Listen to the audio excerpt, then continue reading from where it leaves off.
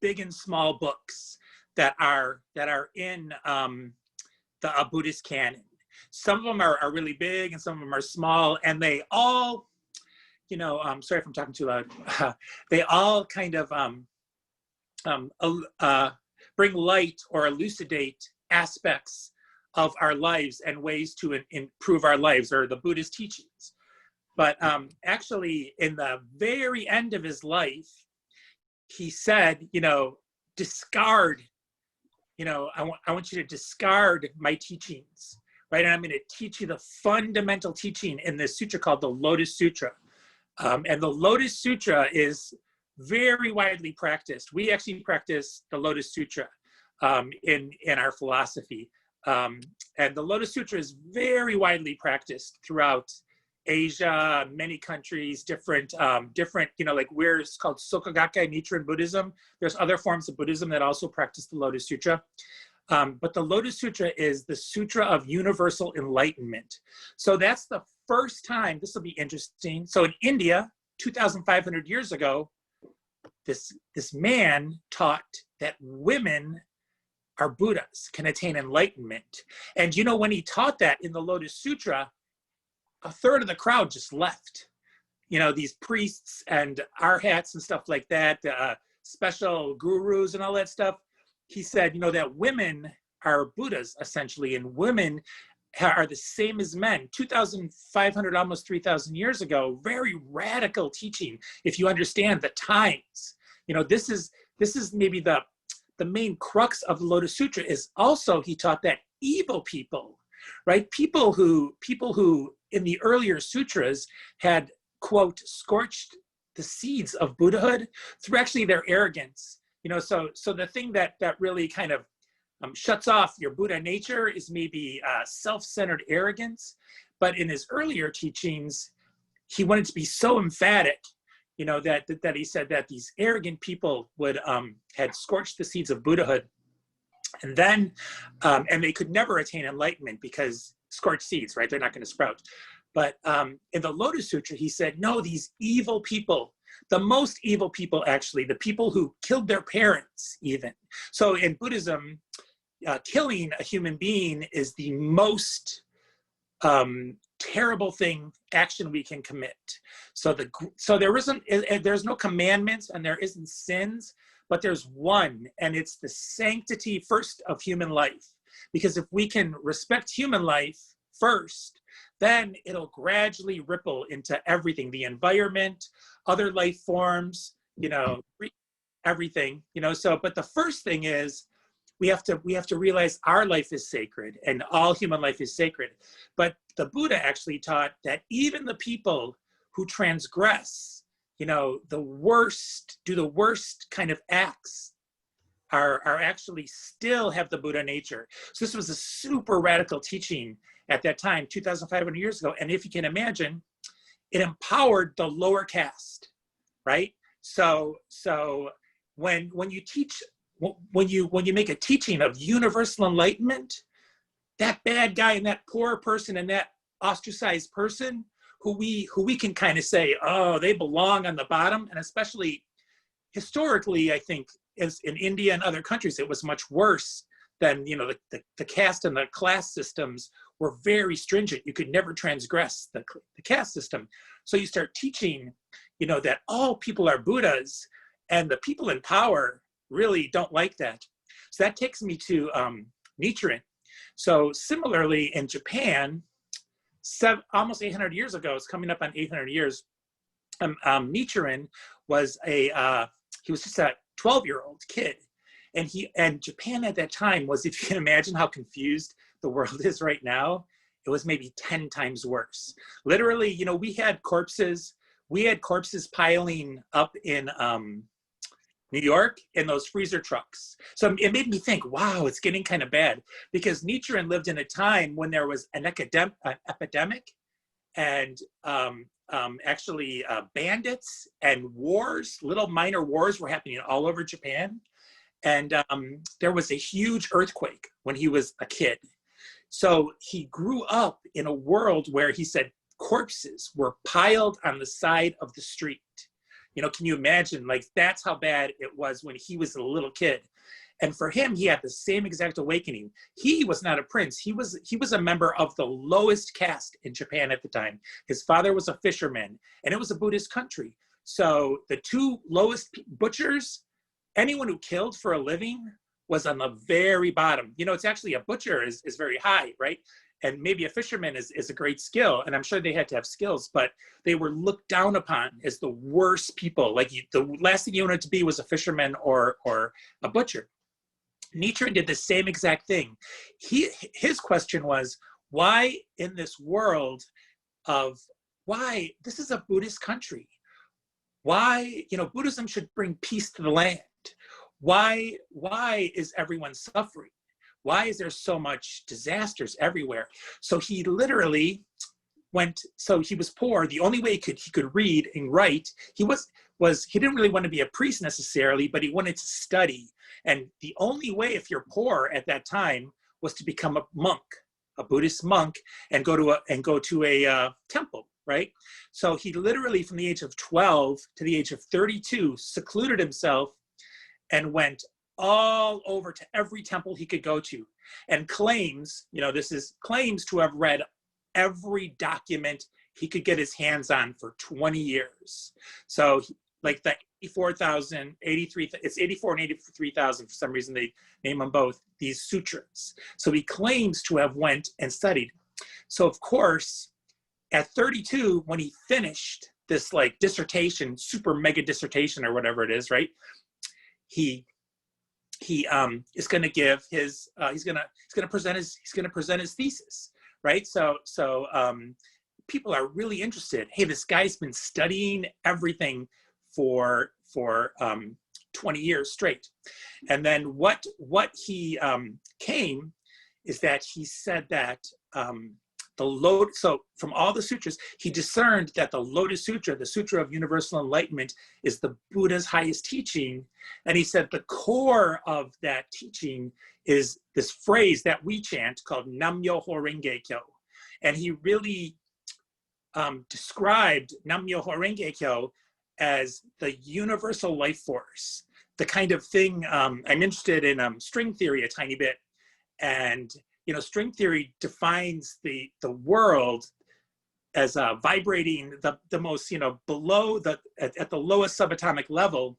That is, these vibrations actually is how string theory says that we're made up of vibrating things. Well, actually, Nam-myoho Renge Kyo is just like that. Like, I would say, oh, wow, it makes sense. Nam-myoho Renge Kyo is that fundamental vibration. That's what we believe. And then we practice, and we get actual proof when we practice. So I started chanting, or I started practicing, right? So I started chanting when I was a teenager, actually. I'm 58. I said I was 48. That's awesome. Sorry, I'm talking so much. Like, I'm 58. I'm 56. I don't know why. Sorry, but so I'm 56, and I started chanting when I was a teenager. And at that time, I just, you know, it was presented to me that I could change my confidence talking to girls. I was scared of girls.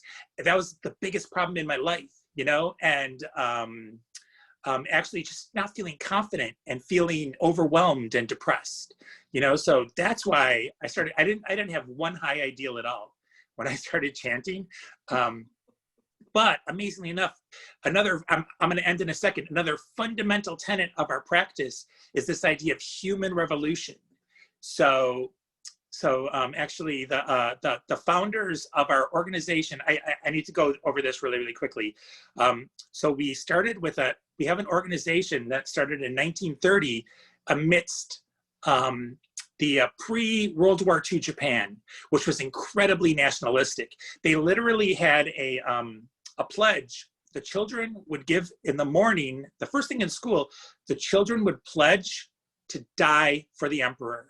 So it was really an indoctrination of nationalism and violence. At that time, there was an educator named Sinosuburo Makaguchi who wasn't practicing Nichiren Buddhism, but he was fighting this indoctrination the whole way, and getting fired and transferred all over Japan. He was, as a principal, he was a prolific writer, very published in Japan at the time.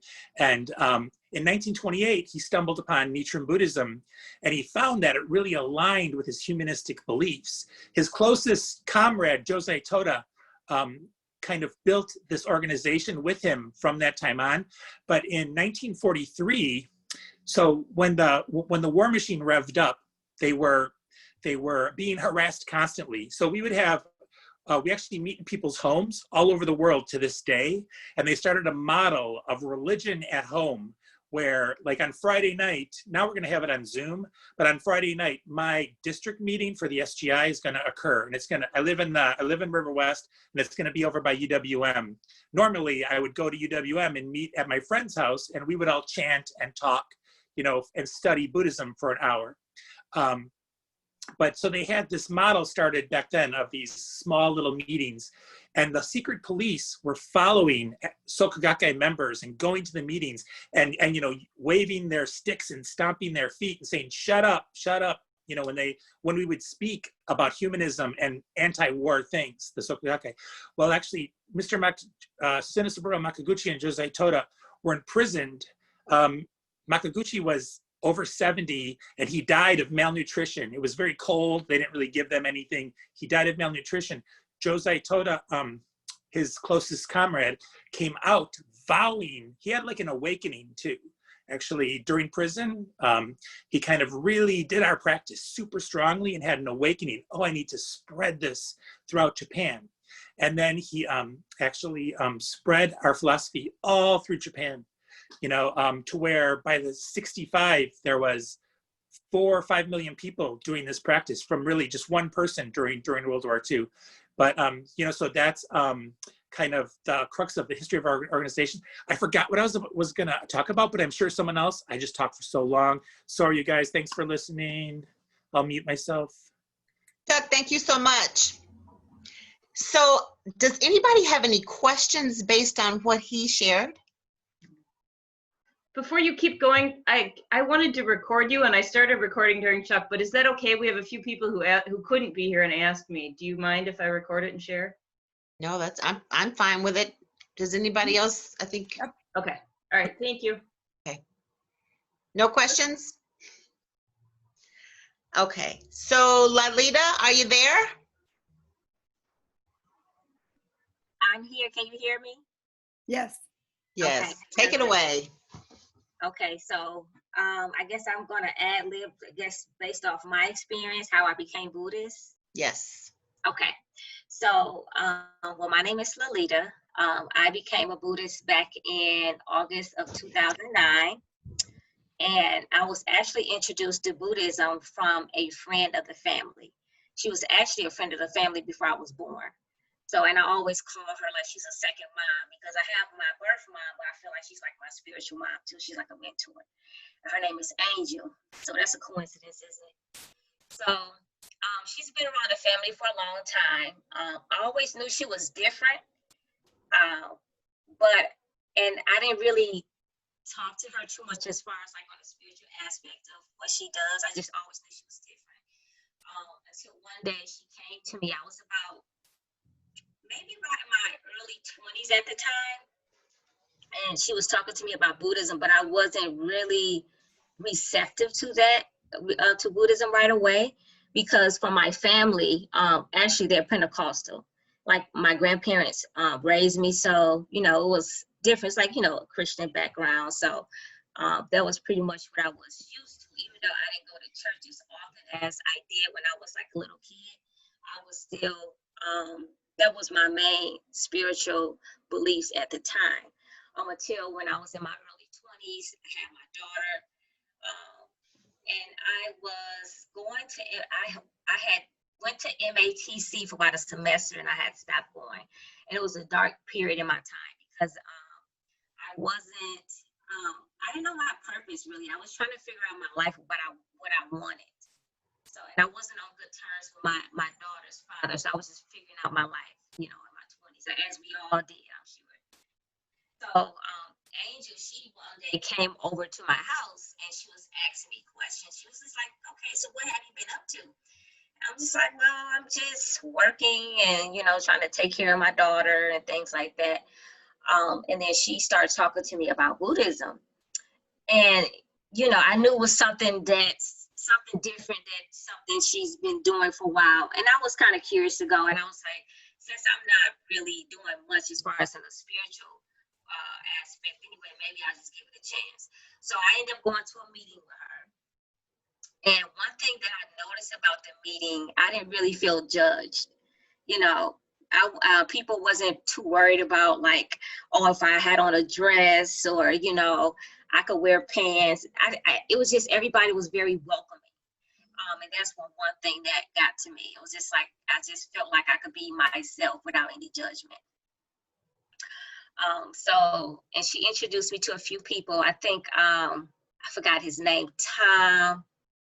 You may know his last name, Leslie. I forgot Tom. Tom Freeze? Yes, Tom Freeze. She introduced me to Tom Freeze and a few other people. And so after I, went to the meeting and got a connection, I ended up becoming Buddhist. But after becoming a Buddhist, like I felt like me transforming over to be a Buddhist, it seemed like I joined kind of early on. But as I start practicing and start being more into my purpose as a Buddhist, it wasn't always easy. So as they say, it's easy to join, but it's harder to what's the quote? Harder to Easy to accept, difficult to continue. Yes. Because it's a discipline. Yes. So as you can see, so me as a Buddhist, it definitely has changed a lot of things in my life. I think for one, I notice a difference when I don't chant. As Chuck was talking about, we chanting Nam-myoho Renge Kyo. So when you chant Nam-myoho Renge Kyo, that's pretty much a mirror. That's a reflection of yourself. And then we do that morning and evening. So that's morning and evening gongyo. That's like our prayer. So I may not always be consistent. And since I'm not always consistent, guess what? It shows up in my life. It shows up in different ways that I may be more irritable. It can be the simplest things, like I could be driving on the road and I have more road rage. Versus if I'm more consistent in my practice, I notice I have more patience. I have more capacity, mental, physical, spiritual capacity to deal with others, not just on the road, but even in my work life, my personal life. It's a big difference. A great example I could use to give you an example is just like a well. You know how you pump water in a well? It starts off dirty and murky. But the more you chant, the more consistent you are with your faith, the more clear that water gets. So the more consistent that I notice, sometimes I could be I'm just really just on it. I'm just chanting. I'm doing my practice. I could feel a difference, and I notice a difference in my life. Sometimes when I feel like I'm kind of falling off, or I'm getting busy, or I'm not putting my faith first, it's just like I could tell, like, okay, I need to get back on board. I need to start back being more consistent. So, yeah, if that makes sense. Great. Thank you, Lalita. Does anyone have any questions? No? Okay. Question. So when you say you chant twice a day, how long do you chant for? That's a great question. I'm happy you asked that, Kay. So to be honest with you, it really depends on the day. On average, for me, I would say 15 to 20 minutes. In the morning time, 15, 20 minutes. In the daytime, 15, 20 minutes. If I'm rushing to work, maybe 5 minutes. And I used to feel guilty about that, to be honest with you. I really did. And so I have my moments, but I have learned that it's not how long that you chant for. It's how passionate and how your intentions behind the prayer that's effective. So it's not really about how long the quantity of it. It's the quality of your prayer and your intentions behind it. That's going to make the impact. So what does that translate to? Does it have an English translation to that chant? Sure. Nam Myoho Okay. Renge Kyo. Go ahead, Kathy. Well, Nam Myoho Renge Kyo means devotion to the mystic law of the Lotus Sutra. And so Chuck talked about the Lotus Sutra.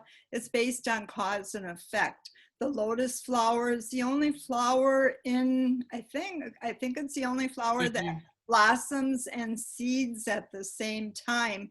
And it grows in the muddiest ponds, you know, which is our lives. You know, our lives, human beings can be pretty rough around the edges a lot of times, most of the time. And so that's why we chant, is that we bring up our Buddha nature, we can cleanse our life. But getting back to Lolita, there's no time constrictions when you chant. I mean, if you have a problem, you might be chanting 2 or 3 hours a day, which happened to me 2 years ago. And so you chant until you feel fulfilled. You chant until you feel you've won. Chuck said that, you know, Nam Myoho Renge Kyo is an energy. So that energy is permeating the universe. So, you know, I think a lot of you know what that is. I'm not sure. I know you, Kate, you know, but so the basis of Buddhism, the essence is not to seek a tranquil life. So we're always challenging our problems, whether it's a hangnail or it could be, you know, an illness. And what's really cool about Buddhism is, you know, most people when they get ill, they get scared and they get depressed. And in Buddhism, when we get ill, you know, basically it's a time to rejoice because we can chant more. We can overcome our illness. And guess what? We can show actual proof to people about the validity of this Buddhism. You know, so it really takes a turn for not what you normally would think about, you know, logically think. So Buddhism is permeates the whole universe, Nam Myoho Renge Kyo. And it took me many years to find out why Nam Myoho Renge Kyo works. And right now, quantum physics, everything is starting to prove the validity of Buddhism, you know, that it's a rhythm, you know, of the universe. And that's what we practice. That's why it's so profound. And really, everybody here, you know, we all have tremendous experiences of how we won in our life. And when I first started practicing, I started because my daughter, who was 16, she was missing for 6 months. And so I started practicing. A lot of people were really working hard at me because I was so depressed and scared, and I wasn't even able to function very good. So anyways, I started practicing, and then the day I finally agreed to go to an introductory meeting was the day the police found her. So it's not a coincidence. You know, it's just not a coincidence. You make the cause for your life. It's all about cause and effect. So you make the causes in your life. And, you know, basically the humanism of this Buddhism is so that, like a class like yours, is to really show you, you know, the power of our lives and the power of Nam Myoho Renge Kyo. Because it really does reach the whole universe. So that's all. Thanks, Kathy. Does anybody have any questions for Kathy? Okay, so I'm sorry, Leslie. I just wanted to say one thing, if you don't mind. no, go ahead. So, my mentor always tell me when I have issues with something, if I'm really angry or pissed off about something, she said, "Oh, well, congratulations." And I, for the longest, could not stand it. But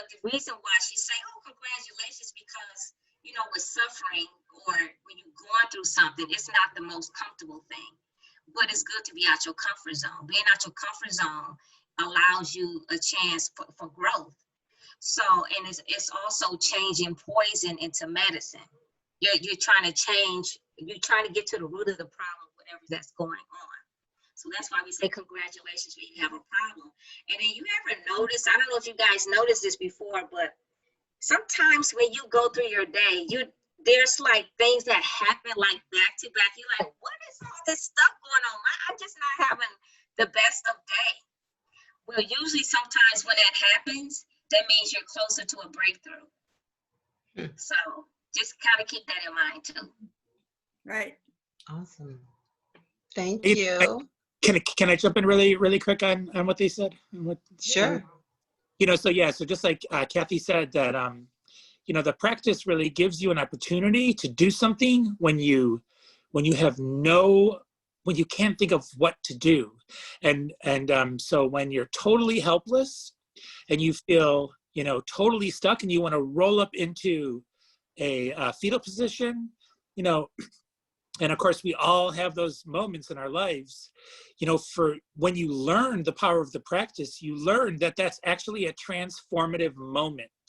So just like Lalita said, is that when we're facing hardships, we do say congratulations, because it gives you a chance to cleanse your life, just like Kathy said. So, we could go into the theory of karma, which is a super deep theory, but that would take a really long time. But we all have our individual karma that is actually also shared. So we have individual destinies that we share with the macro constantly, all humanity in the whole universe, actually. But practicing, actually cleansing by doing our practice, we can transform any negative. So, the worst possible thing can actually be transformed through the practice. And then what I was saying earlier, everyone's saying actual proof, then we prove it. This is a prayer. So hopefully, prayer is beautiful. And actually our mentor in the Soka Gakkai teaches that, prayer came from yearning. Thousands of years ago, the first human beings yearned, and that was prayer. So we all yearn, and we each have our own different ways to pray. But this practice actually allows us to test our prayer. So we don't ask people to believe. We ask people to take action and to transform a situation. Like Kathy was facing maybe the worst problem in her life, maybe to this day, and she didn't know what to do. So she tried the practice. Sorry that I jumped in. I'm gonna take it back, Leslie, or think.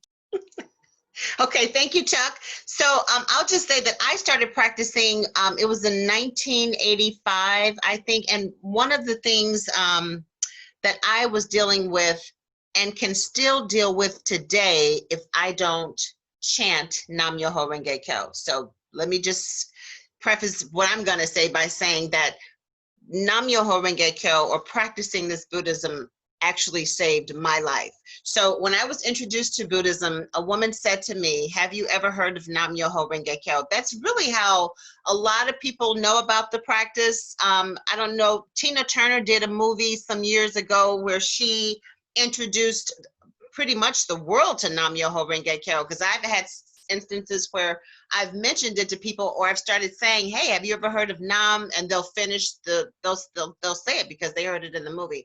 But one of the things, I was very depressed when I was introduced to Buddhism. And many things happened after I started practicing. But the woman said, have you ever heard of Nam Myoho Renge Kyo? And I said, nope, never heard of that. I was really incredibly arrogant. Never heard of that. Who started that? Where did that come from? And so she said to me, just try chanting, just try it.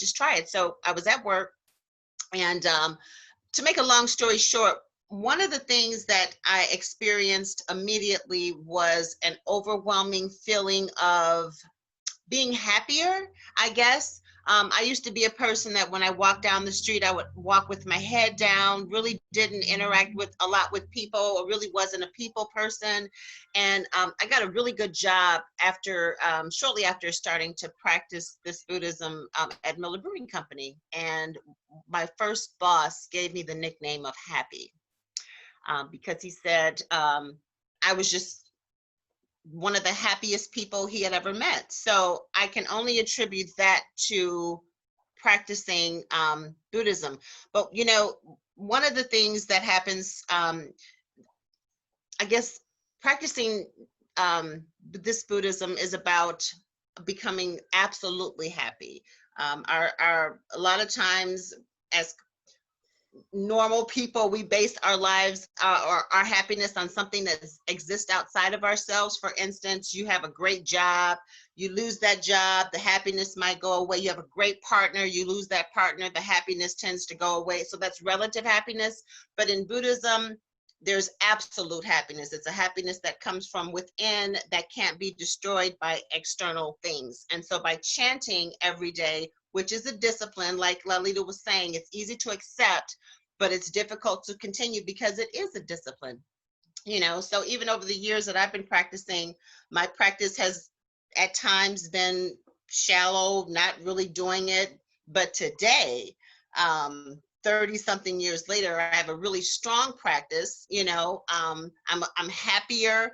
I have great faith in this practice because I've been able to transform myself. I'm a much better person than I was when I started practicing. I'm a much better person today, I think, than I was yesterday, you know, just because of the things that I experienced. Because this Buddhism is about transforming ourselves from the inside. It doesn't have anything to do with anything outside of ourselves. This is about transforming our lives and becoming the best people that we can be. So many things happen with that. Changing your karma, getting in rhythm with the universe, being in the right place at the right time. Buddhism is about making the impossible possible. It's not for the things that you can do, it's for the things that you can't do.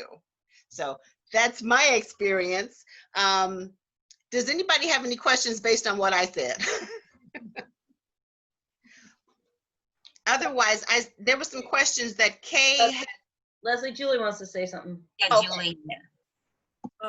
Thank you to each one of you for sharing your experiences. I have many questions, but one of them that is present right now is I've heard people talk about Buddhism as a philosophical thought, experience, and practice, as opposed to a religious practice. Could you talk about, I guess, those alternatives or any intersection that you experience?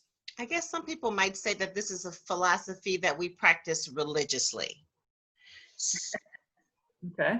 That's kind of how I look at it. You know, it's about ourselves. We believe that the power comes from within, that the things that happen to us is not based on anything external. It's based on our own lives, who we are. Because someone mentioned earlier, they talked about the law of cause and effect. For every cause that we make, there's an effect, or for every action, there's a reaction. We as Buddhists also believe in reincarnation, you know, so the causes that we make or made in the past determined who we are in this life, whether you're born to a wealthy family, a poor family, whether you're born sick, born healthy. And so the causes that we make determine, basically determine who we are today and who we're going to be tomorrow. Does anybody want to add to that? I would like to just say it's like, you know, we're born and we don't get a handbook of how to operate, right? So it is really a philosophy of life, and it's the purpose of it is to transform our inner life. And so like Leslie said, everything, we don't have anything outside of us that we rely on for our happiness. So we don't have a God. We're a lay organization. So so it's all inward. That's why when people become unhappy, they're looking outside of themselves for a solution. And all the solution is within us. So, and it also goes along with the blaming other people. We're a society where we like to blame everything that happens to us on something or someone, right? Mm-hmm. Right? And so we have to look inside of us, because the source of our suffering, the source of our pain, is really our reaction to our karma that's in our vibrational being. Okay, so that boss that gets on your last nerve, your husband that gets on your last nerve, is something within inside of you that you have to rectify. And so that's the greatness of this Buddhism, is because the answers are all within you. And that's really the key, you know. And that's why I keep practicing, because like Leslie said, there's two kinds of happiness, and the happiness that we achieve is winning in our life. That's the happiness that happens when we ourselves win, when we ourselves do it and win, you know. So yeah. So can you speak a little to the role of the community, the role of the temple? And I'm curious as to the difference between the way you practice and the way a Buddhist with a priest might practice. Chuck, you want to take that, Kathy? Sure. Or So just give a little brief history. You know, so this practice was originated by Nichiren 700 years ago, almost 800 years ago, actually. And, you know, so it pretty much, because of the structure of Japanese society, it was very, very tightly closed and very controlled and very homogeneous. So the teachings really sat at a small temple in part of Japan at the foot of Mount Fuji, you know, not really ever getting widely taught or spread throughout the, you know, there was pockets, but it wasn't, you know, a main philosophy like Shintoism. There's other philosophies that kind of dominated Japan, or religions that dominated Japan.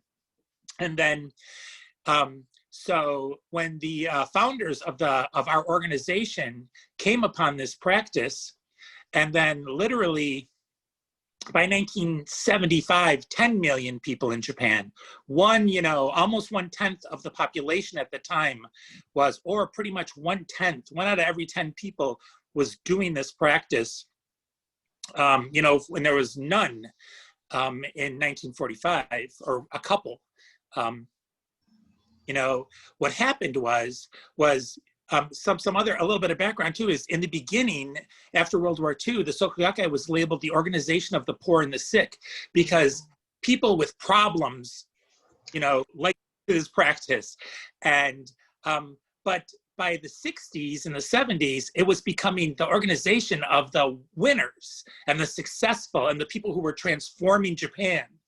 And it became, so what happened was, we donated, I actually maybe have donated to a temple in the past. You know, I was around in 1990 when we had a schism with the priests, but what was happening was, we built over 500 temples in the country of Japan through donations, and these priests from this tiny little temple were getting literally, maybe today would be billions of dollars in donations. And they were asking for donations from us all through the 70s and 80s.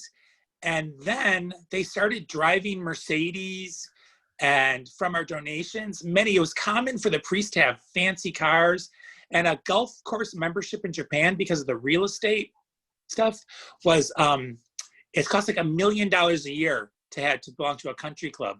And the priests were all belonging to million clubs. And so we started asking questions like, is this right? You know, for the whole time, always being, Japan's a very respectful society, so the Japanese organization was always very deferential and respectful to the priests. But, you know, still we would ask.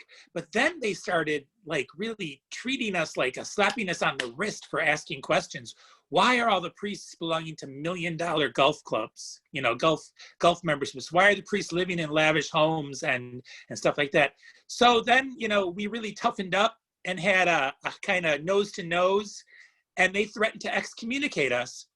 What was, I think, 12 million people worldwide in 1990. I was one of them. I'm very proud to say, because I feel like it's the second, you know, the Great Reformation that happened in Catholicism with Martin Luther. You know, that was, it's almost, if maybe you guys are Lutheran, I have no idea, sorry, but you know, it's the same. It's a very Martin Luther moment for us, where you know, just like the Pope, you know, and just like the priests in the Catholic Church. And we took a stand, and then we went our own way. And it actually was this incredibly freeing experience where, you know, we also, you know, were able to really expand on our philosophy and allow it to kind of become really culturally adaptive to everywhere in the world. You know, this practice is practiced in almost every single country in the world right now. And it's spread all over the world. And we really adapt the practice to the norms and mores of each society. So in India, the basic practice is the same. We chant Nam Myoho Renge Kyo twice a day. But there's certain things that are really adapted to the culture. So really, the being without priests was an incredibly freeing thing. And also, it also makes us incredibly democratic. So we have this really democratic, non-hierarchical organization worldwide. So it's really this, there's a Buddhist writer named Clark Strand, who I'd encourage you to, he studied our organization. There's been lots of academics who have studied our organization. And so this man, Clark Strand, who's the editor of Tricycle Magazine, it's a Buddhist review that you can get at Whole Foods and stuff like that. You know, so it's a real popular Buddhist magazine. And so Clark Strand wrote a book about our organization, and he said that our model is the model for the future. You know, really these kind of grassroots, small, non-hierarchical, incredibly diverse. We welcome, you know what? We welcome Trump supporters and BLM and Antifa. We welcome everybody, you know, and we're gonna respect you, and we're gonna, you know, we don't talk politics at our meetings, but we respect everybody, you know. So based on that Lotus Sutra's dignity of life. Sorry, I just did a really long answer. No, that's okay. Yeah, so there's 12 million members in over 192 countries, right? Mhm. Probably more today. But just to clarify things, the center that's in Milwaukee on 76th Street is an activity center. Right. We're a lay organization, and we don't have temples. And so it's just you know, a property where we meet, and we have, we haven't even talked about the Gohonzon, because we chant to a scroll. And down the middle of the scroll is Nam Myoho Renge Kyo, and it's like a mirror to our life. But getting back to the priesthood, what happened is the priest became very jealous of the lay organization, that the teacher, in 1930, the gentleman that founded it, the lay organization, so they became very jealous. And then what ended up happening is that they basically, what it boiled down to is we could not achieve enlightenment without the priests. So that was very contrary to the teachings of Buddhism that we practice, which is following the original, Chuck talked about, Nichiren Daishonin. And so, so that's really, you know, they were telling us how to practice, and it wasn't right. And so 1945, it got started up again after the war. And Chuck mentioned all the poor homeless, all their homes were destroyed. And that's how they picked themselves up again, by practicing this Buddhism again. Mm-hmm. And so it spread that fast. When the priesthood excommunicated us, it freed the leaders in Japan Daisaku Ikeda, and then he made his trip to the United States, and it's coming up, the anniversary, 60 years ago, October 2nd. And so he started the spread of this Buddhism throughout the world. And that's how, that's very significant to us. So. Thank you, Kathy. So we've got about 8 minutes left. Kay, do you have more questions for us? Well, we do, and we don't have to stop at 8 unless you need to go. So I'm sure. Oh no, I didn't know, because I thought you said, you whatever you need. I'm good. I'm not sure about the others, but I'm good. yeah. People can leave if they need to leave. So Okay. I don't feel a need to cut us off until about 8:30. So Oh, I okay. have questions, but does anybody else want to ask? Scott, go ahead. I have a question about the sutras. How integrated are they in your regular practice? You talked about the chanting, but there's 84,000 sutras. How do they fit into all of this? Well, the Lotus Sutra is the one that we base our faith on. And so that's the main sutra. It's the separation between Mahayana and Hinayana Buddhism. So that right there, prior to the Lotus Sutra. Ooh, what did I do? We can hear you. We can see you. You're fine. So when Chuck talked about the Lotus Sutra and studying Buddhism, is that what you're studying? Are you studying the Lotus Sutra? Yes, that's what Nam-myoho Renge Kyo means, devotion to the Lotus Sutra. Yeah, to the mystic law of the Lotus Sutra. Whatever. No, yeah, it's the Lotus Sutra we base our faith on, and that's where Shakyamuni was his highest teaching, and so that was the proclamation where women could attain enlightenment and evil people could attain enlightenment. So that was the most profound. Before that, that wasn't there. The other sutras. So. Can I jump in really quick? Yeah. So we have like 3 pillars in our practice. So it's faith, practice, and study. So study is a totally integral part of our practice. And hopefully, we study Buddhism every day, just like I chant every day. So really the teachings that we study are Nichiren Daishonin's writings. He has hundreds and hundreds of writings that have survived, that are written in his hand, and we kind of have them compiled in big Bible-looking books. And in Japanese, we actually don't really use many Japanese words, but we do call, like, the gosho means honorific writings. So that's kind of a sutra for 700 years ago, because of course the sutras weren't written by Shakyamuni, right? They're interpretations on the teachings written that came down orally transmitted. And then really we have modern day, in a sense, we don't call them sutras, but we just call them study. So, one of us could present some study material, or we have mainly our current mentor. He's 93 years old. His name is Daisaku Ikeda, as I think Kathy introduced. And he's still prolifically writing. And he has many writings that we study. There's many people throughout the organization, just like possibly, in all different religions and philosophies, that there's, the people who are skilled at interpreting the teachings that way.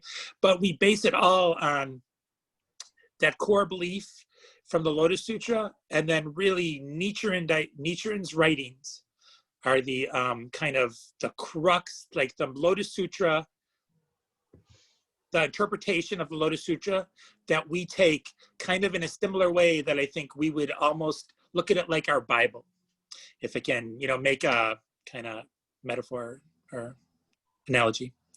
Sorry, take it away, somebody. Does that help? Yes, thank you. Hey, can you guys hear me? Mm-hmm. I just wanted to show you a few resources, if I could kind of share a few. I had just ordered these books now. I should have been ordered these books, but I'm just kind of now trying to get my collect. Well, I have a good amount of books, but some of the main books that's good study material, like Chuck was kind of talking about, was like the writings of Nietzsche and Daishonin. So it looks like that. This is volume 2. But we also have like volume 1 and then volume 2. Like these are some of like the books that have a lot of meat and potatoes that you can look at. Those are letters that he wrote to his followers Okay. Yeah. in 13th century Japan. And a lot of the letters that he wrote to his followers, they were dealing with things that we deal with today, just in a different time. Go ahead, Lalita. You have more books that you want to. Yeah, and then another thing, if you guys interested in learning more about Buddhism, is it's a dictionary of Buddhism. It's called the Soka Gakkai Dictionary of Buddhism. So it has a lot of key terminology in there to kind of just, kind of polish up on and just kind of look at and research, do some digging. So I had just purchased this just recently. So this is another resource you guys can, kind of dive into, look at.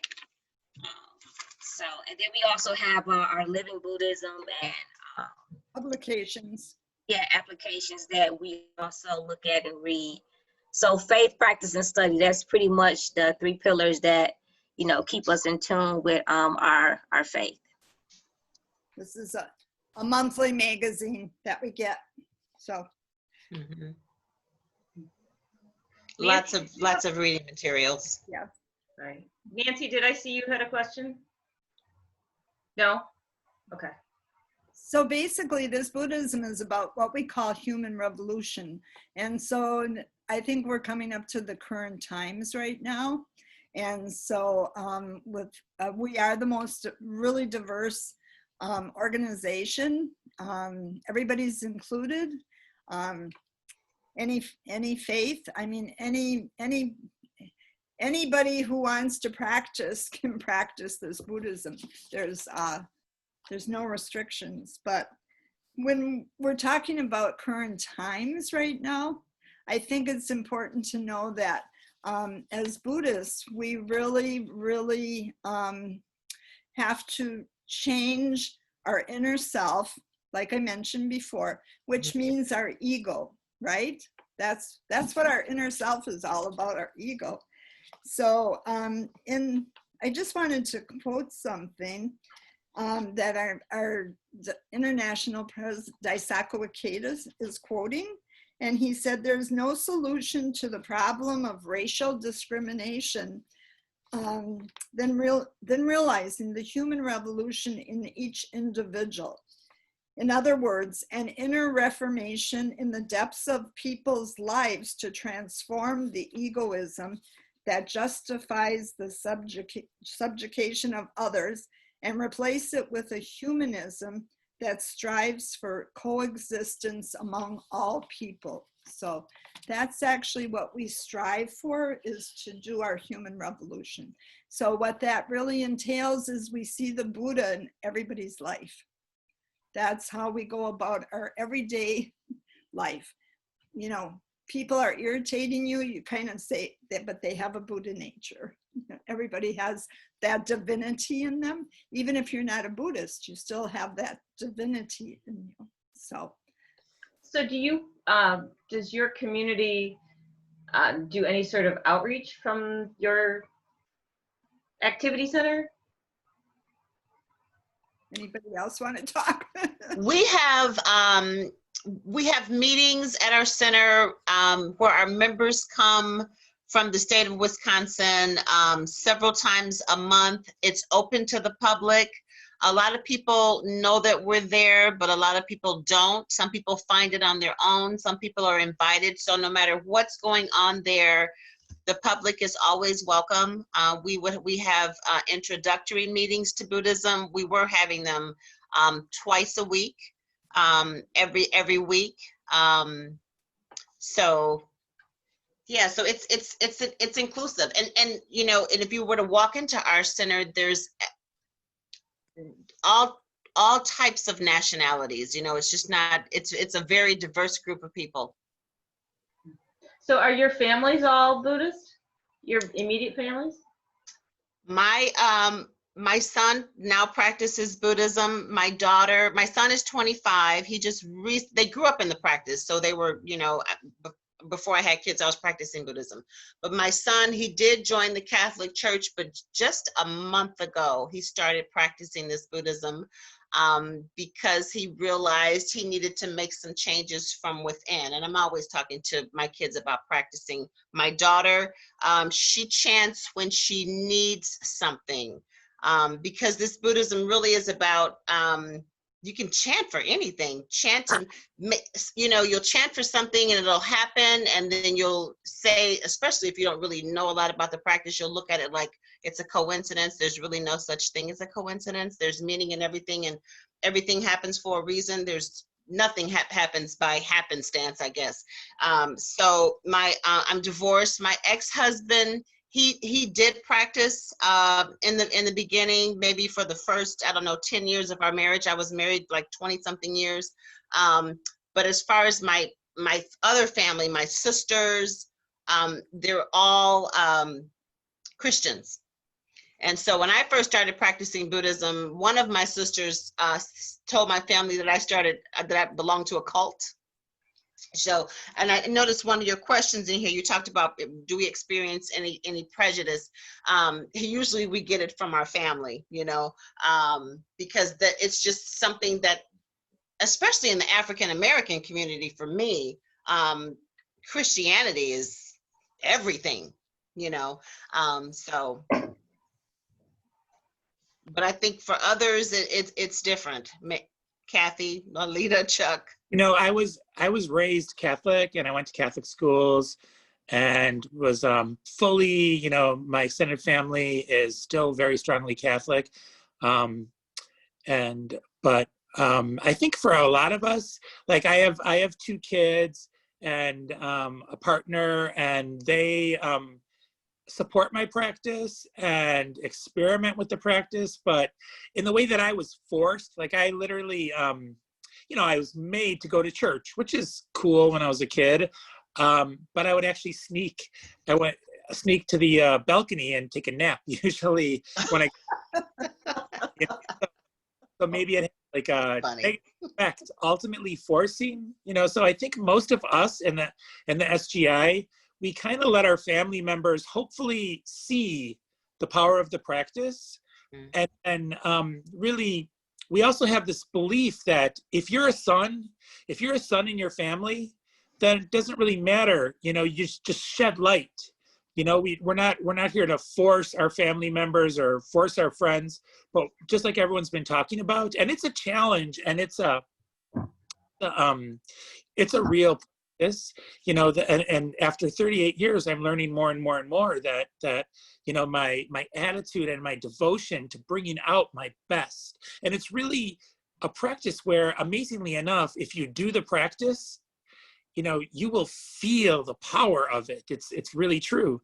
And then naturally, light, that kind of better self emerges. That what Buddhism teaches is that we're extraordinary beings. We're magnificent. Human beings are magnificent, extraordinary beings, and deeply, like, we should be respecting, so deeply, all human beings. There's one sutra has a bodhisattva named Bodhisattva Never Disparaging, and he would bow to every single person he crossed paths with and tell them, you are a Buddha, you have the Buddha nature. And no matter how they treated him. And then he was driven from town to town like a crazy man, of course, right? And then he would run to the edge of town and bow again and tell them all that they were a Buddha. But that's really, of course, we don't, like if someone's attacking my family or my children, of course I will defend them, but I hope to find a peaceful way while being strong. I'm not going to let people run all over me, but I'm constantly searching for the most humanistic, peaceful way to end conflict. So these are the things that Buddhism has really it gets ingrained in you, right? Well, hopefully our philosophies do get ingrained in us. Our beliefs obviously do. So this practice becomes ingrained. And just like Leslie said, you know, when I started the practice, I was 19 years old, and it was really easy for me to lie. Like, you know, it was really easy for me to lie to people. And it was really easy for me to, you know, to just be dishonest. You know, and then I started practicing and I started studying Buddhism, and I loved it, right? And it energized me in this way. And I would think to myself, I don't think I could, you know, and it really taught, Buddhism teaches that if I lie to you, if I do malicious, you know, something a lie, maybe like a little false truth. If like my wife says, am I overweight? And I say, no, you look great. That's not a lie, right? It's like, but a lie is something malicious. Survival. Right. You know, but like if I lie, ultimately Buddhism teaches I hurt myself. That's the thing, you know. So I couldn't even do that in the beginning. I thought, lying was such a part of my life. But over a few years, I was able to eradicate lying out of my life. You know, malicious, that, you know, after decades of practice, I feel like I don't maliciously misguide someone, you know. So that's this huge transformation to me. Sorry, every time I talk, I feel like I talk too much. Good. You're good. Anybody else? No worries. My family, I have 2 daughters and 2 stepsons. And so basically I was raised 12 years in a Catholic environment, high school, grade school and high school. And so I always felt that I always never wanted to push religion down my children's throats because I felt like that was what happened to me. So I have one daughter that's a Muslim, and my stepson is a Jehovah's Witness, and I'm a Buddhist, and so we are the world. Wow. Yeah. Okay, so I just had two. You wanted to say something, Leslie? I'm sorry. You go ahead. I don't want you to lose your thought. You go ahead. Okay. I just want to say 2 things. So, based off what Chuck was just saying about lying, Kay, I know you mentioned that was in the Bible. Actually, that's also one of our 4 major offenses that's in our for Buddhism. So the first one is killing a human being. 2 is stealing. 3 is having sexual relations, and 4 is lying. So that's the 4 major offenses. I don't know if you guys can see that. I don't know. Maybe I can put that in There you go. maybe I can put it in the chat. But that's just something else to look up, the 4 major offenses. By the way, I just said it was survival if you were telling your wife that she wasn't fat. So that wasn't the Bible, but that was survival. It should be in the Bible, probably. If your wife asks if she's fat, tell her no. So Lolita, is your family, you said you have a daughter? I have a daughter. So my daughter, she knows about Christianity, but she practiced Buddhism too. She chants and she does morning and evening gong. She's not as consistent, but you know, I have a lot to do with that because I need to be more consistent depending on, you know, life. How old is she? But she's going to be 12 October 2nd. So, but most of my family members are Pentecostal, Christian. I'm pretty much like the oddball. I'm the one that's Buddhist. And actually, when I started chanting, they thought I was doing witchcraft. They was like, "Wait, that's devil worship." I remember I had a cousin when I was at a funeral. I was in a funeral like a line, and she was telling me, "Oh, you're going to hell for practicing Buddhism." So, I mean, I have experienced a lot of kind of extreme random stuff. You know, not as often as much as I used to, but every now and then some stuff will pop up and people say random things to me. Yeah, and then also I know my partner is, well, his beliefs is a little bit more in a Christian background, but we just go back and forth, debate, and try to, you know, come together as much as possible on things. So. Thank you. I have another question. So is there common ground? among your families that are not practicing Buddhists and you. So, you know, where do you find common ground from a spiritual or a religious perspective? Well, this is kind of funny, but you know, when somebody in my family is having a problem, they come to me and say, "Mom, I need you to chant for me." And so that's the irony of it. And you know, basically now my kids are older, and I'm like, you got a mouth, so you can do that yourself.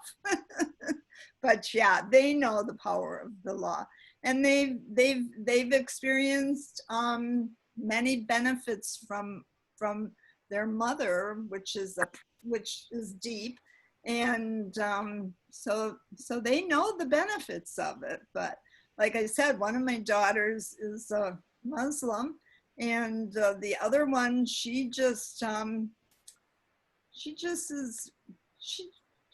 practice her Catholicism anymore, but she has a good outlook on life. And then I think the other stepson is Lutheran. So, yeah. I think it's total common ground that really the crux of the practice is that really deep respect that we're always striving to bring out. So we're always trying to respect all faiths and all beliefs, whether it's our family or our coworkers or society at large. I'm sure that religion is or belief is this beautiful sacred thing for everyone, regardless of whether you believe exactly like I do or we have differences.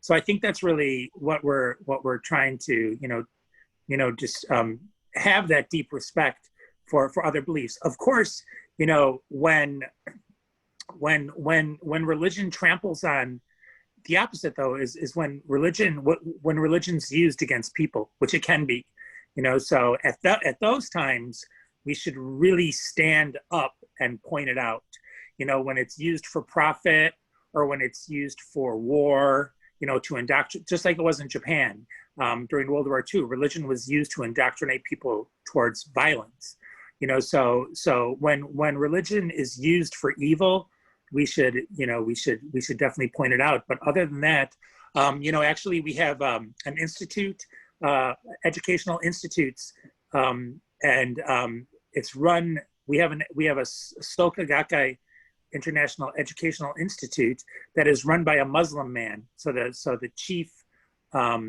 is practicing Muslim. So we're really actively trying to build bridges amongst philosophies, because religious war, how many wars have been fought in the name of religion? That's what we're fighting against, actually. Whether it's in our family or the Middle East. Also, our international president, Daisaku Ikeda, he has over 300 doctorate degrees. I mean, he's just like the most prolific author, I think, in the world. And he is building bridges all the time with leaders of other countries. Mm-hmm. And I think, he's never had a college education, but he was taught by Mr. Toda on a kind of like a college level. And this is back in, 1945. But anyways, he has so many awards, and he is he really shows us how to live our lives and to form that kind of he has the rapport with world leaders and people for all these years. He's been our president, lay president, from 1960. So anyways, he's I think he's the ultimate peacemaker and bridge maker. Yeah, there's the dean at Morehouse College, the dean of the Martin Luther King Chapel. His name is, can somebody help me with his name? I'm forgetting his name.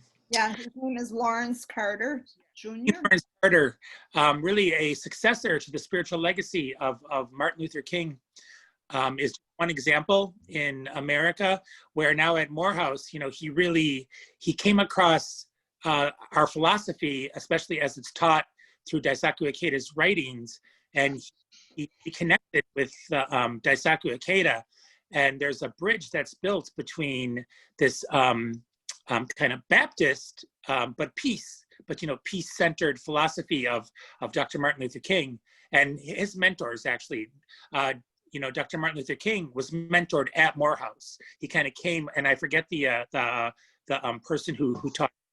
But in that legacy, and then they've published books together and had dialogue, and actually there's a exhibit that has traveled the world, sponsored by Morehouse, on the connection between the peace philosophy of Dr. King and the civil rights movement and the Sokugakai movement. So stuff like that, where is kind of, it's also an answer to the outreach question. We're really looking for bridges. We don't really have the capability or the membership. In Japan, they have millions of members. So when a typhoon strikes, there's a huge outpouring of assistance and, that the organization can do. In America, we have about 50,000 people practicing. So we don't really have the capability to be like the Catholic Church necessarily and really have an impact in that kind of outreach way. But we have outreach through our philosophy, through ideas. In fact, if anybody's interested in the book, it's called A Buddhist Teacher. Wait, how does it go? A Baptist Preacher's Buddhist Teacher. So that's the name of the book. So, Interesting. And it's by Lawrence Carter Sr. So do you celebrate any of the typical Buddhist festivals? No. Christmas. Thanksgiving. We just do whatever's culturally happening. Yeah. How many members does your center have? Do you have members? Yeah. Well, we're the whole state of Wisconsin. Okay. So I'm not quite sure what that total would be. Roughly around 500. 500. Oh, close to 500. Kate, I just want to mention that we celebrate anniversaries in Buddhism. So like October 2nd coming up is the 60th anniversary of Daisaku Ikeda coming to the United States. Yeah, 60 years ago. And then in November, then it's the 90th anniversary of the start of Buddhism from the originator in 1930, who was a teacher, school teacher. And so now our goal is, our determinations are based on the next 10 years aiming towards the 100th anniversary. So there's a lot going on. Yeah. So your celebrations are all specific to your, I hate to say denomination, but that's the way my brain thinks. Yeah, it is. Yeah. And we Interesting. have a lot of East Indian folks, and they go to the Hindu because that's tradition. It's about tradition. And How does one become a member of your center? Lolita? Well, for me, like I had mentioned earlier, I knew someone that was a friend of the family. She's like my mentor and the second mom, my spiritual mom. She introduced me to the practice.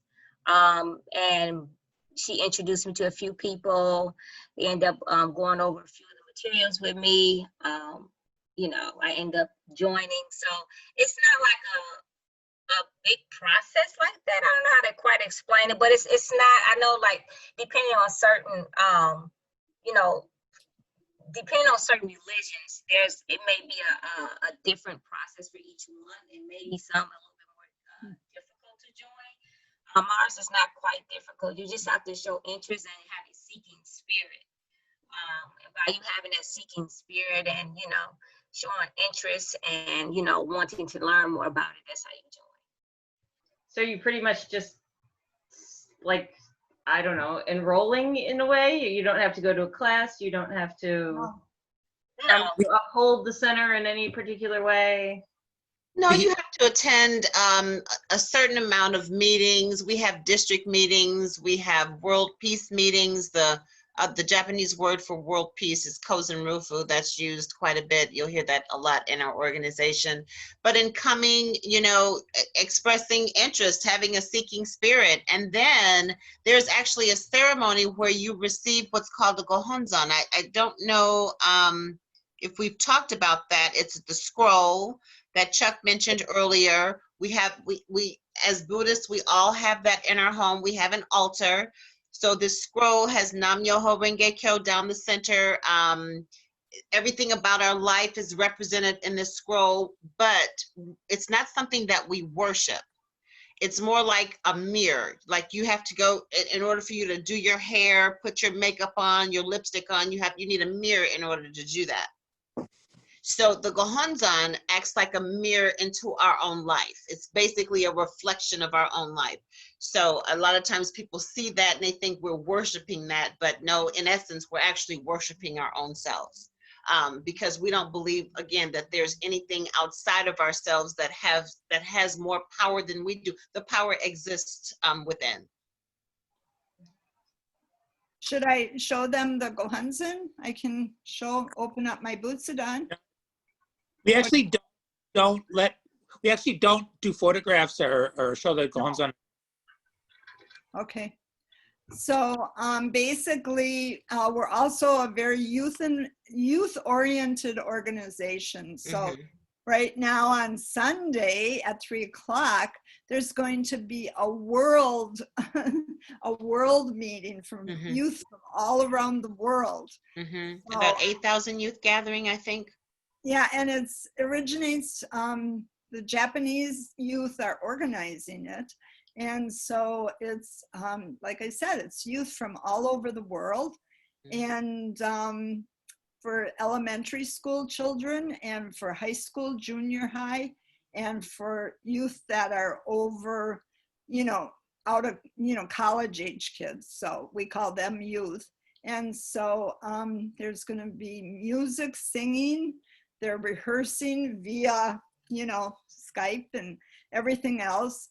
And so last Sunday, one of the chorus people spoke how she had to practice the song, from people from all over the world, So there's so many people in Chicago that are doing it. So anyways, so our whole philosophy is that they're our future, and that's nothing new, So if you want to get married as a Buddhist, do you have like Buddhist wedding ceremonies? Yes. Sure. And yes. who presides? Well, it's really easy to get a one of those, whatever it is, a license. I don't think online for $200. Yeah. No. There are people in the maybe one of us is, but I'm not. There are people in the Milwaukee area who do represent us as and can have went and got that license that allows them to do those types of ceremonies.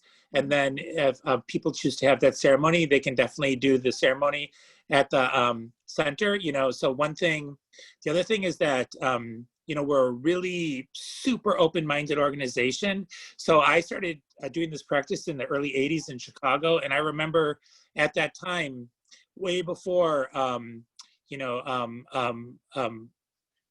the rights of gay people to get married were official in this country, that people would have ceremonies where they did not get officially married by law, but we had Buddhist weddings of gay people as early as when I started chanting in the early 80s. So yes, we definitely have funerals too. And again, it's maybe not quite as formal as the other things. So Kathy, maybe you can show your altar. So that's directly behind Kathy is a typical altar. So maybe, Kathy, so you can let everyone see your altar. So I don't want to create any mysticism or anything weird, but we actually don't show the Gohonzon, Kathy. Yeah, Kathy, we don't show the Gohonzon. So I just wanted to show the altar. So as you can see for a second there, that it's a scroll, and it's just the Gohonzon is not anything mystic, but actually with the internet, then images of the Gohonzon get all over the internet, and then people distort them, and they put them in photoshopped images. So we're not we're not really showing, we're not putting more images of the Gohonzon on the internet just because of what people, you know, in the age of social media do with it. But yeah, that's a typical altar. And then Kathy would sit before the altar and chant Nam Myoho Renge Kyo.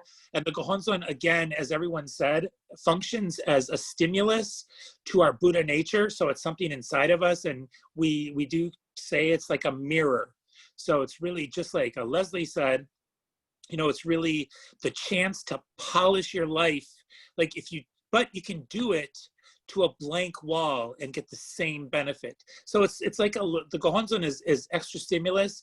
And also, you know, you really have to show a determination and, you know, a real will to practice, to receive the Gohonzon, hopefully, you know, so you're really, you know, you don't want to frivolously receive the Gohonzon, but you can chant to a blank wall morning and evening and get benefit and like experience the power of the practice. Mhm.